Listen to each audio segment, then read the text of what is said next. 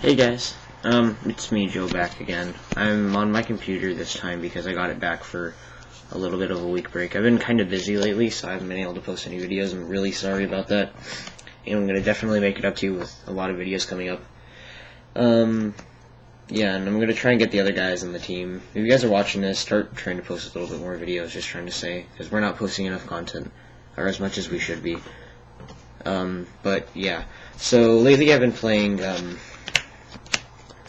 Chaos Agents, just trying to keep you guys updated on what I'm playing, and I've gone to locals twice with this, not this exact deck, but with Agents, so and I've topped both times, like top 4 both times. So I have a decent understanding of how to play the deck and some of the, just what to do sometimes. Yeah, but this is going to be my March 2013, if you guys have seen the ban list, because it just came out tonight. I figured I should post this tonight since the ban list is out. Kind of been waiting to do this for that, but this is just going to be my March 2013 version 1.0 Fairy Agent, or Chaos Agent deck. I'm just going to call it an Agent deck, not Chaos Agent, though. But I will put, version 1.0 like Chaos. I don't know, I'll figure it out later. But to start off, the basic part of it, I'm going to go kind of fast because I don't want to run out of space on my memory. So you got the 3 Master Hyperions. The 3 Hyperions you need because it's just the boss monster of the deck. You move from play an agent from your graveyard to special summon him, and you can move from play a fairy from your graveyard to destroy a card in the field. It's your boss monster, you gotta run 3.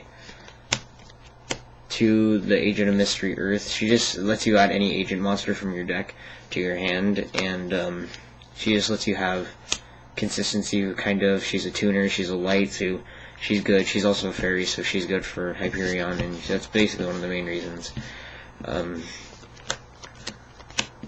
3, the Agent of Creation, Venus.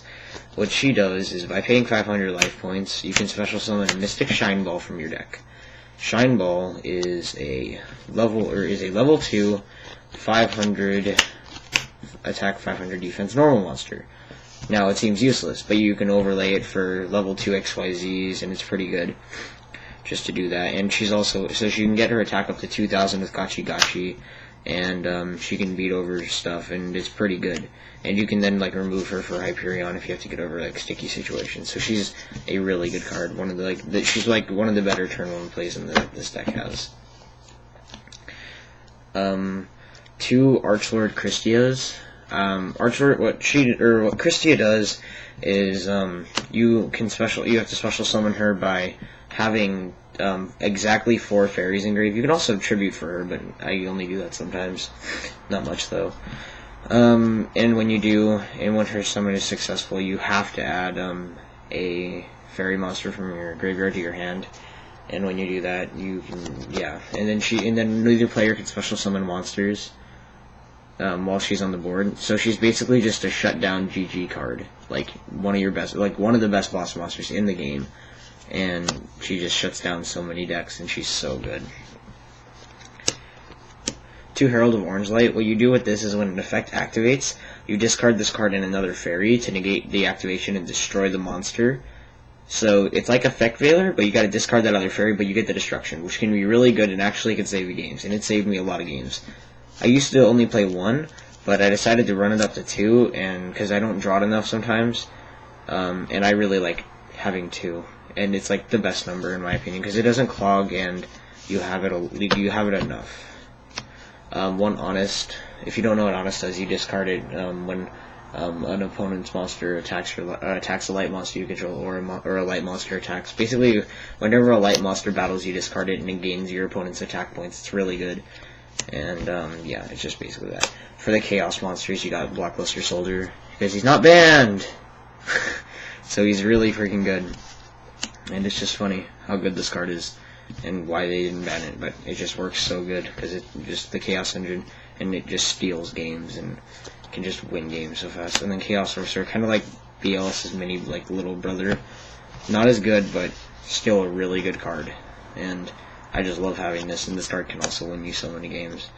1 Gores, just because I play trap cards a little, just a couple, but I personally really like Gores in this deck because it's a dark, and it's just a nice little surprise in game 1.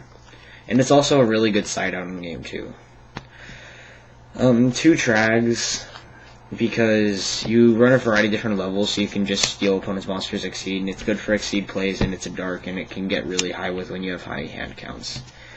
One Effect Veiler, because sometimes you don't have that extra fairy, and like, this just helps for consistency, I guess. Or not really consistency, more of just, it helps. Two Tour Guide. I'm still running Tour Guide, even though the banning of Sangan. I'm gonna miss Sangan so much. But the two Tour Guide just help you with like going into XYZ plays now, and that's basically all she's for now, is XYZs and putting Darks in grave. One Night Assailant to go along with it, and one Dark Mimic level 3. You guys probably don't know what this card does.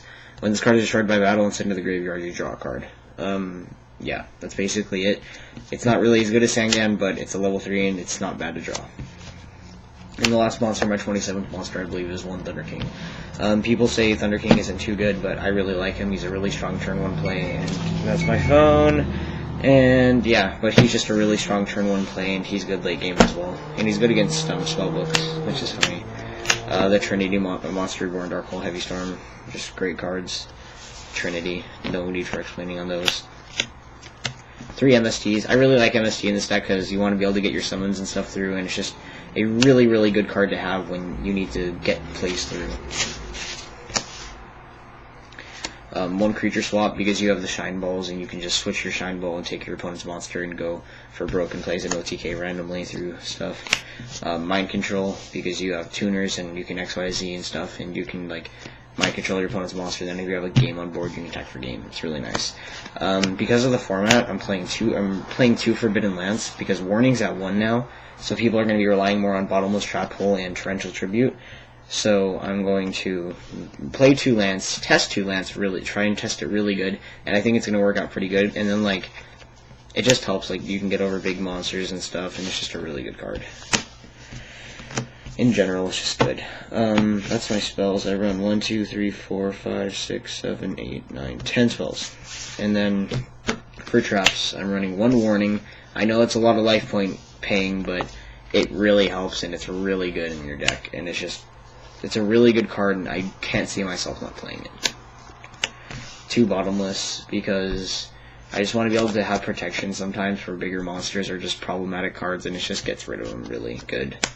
And then finally 2 Torrential for the same reason, to where if you go like turn 1 summon Earth, search Venus, and like you just set Torrential, like you know you're safe, because like whatever your opponent like if your opponent puts a big monster on board, you just Torrential, and it's like, okay, now I just got rid of your monster, and I'm still at 6 cards, and you're at a little bit less probably, so I just took a pretty big plus.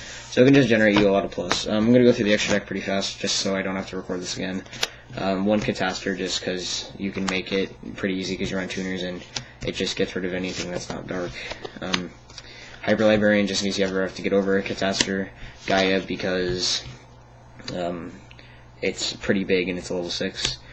Black Rose to blow up the field, and then Scrap Dragon. I play about 1 of every single level.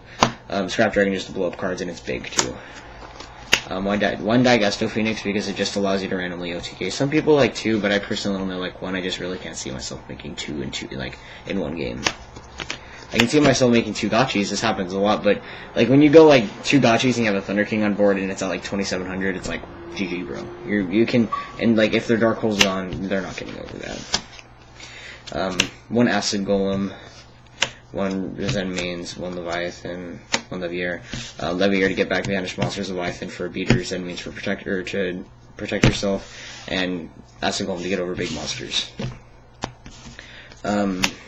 Zenmeister, because making rank 4s can happen sometimes. I run a lot of cards that let me switch and stuff, and yeah. And then Pappy, because I can kill Spirit Reapers when I don't have Hyperion or something. And then 1 Heliopolis, because it can happen and you can just get over problematic cards. But that's my deck, guys. I hope you really enjoyed it. And please like, comment, subscribe, tell me what you think of the deck. And stay tuned for a lot more content, and I'll talk to you later.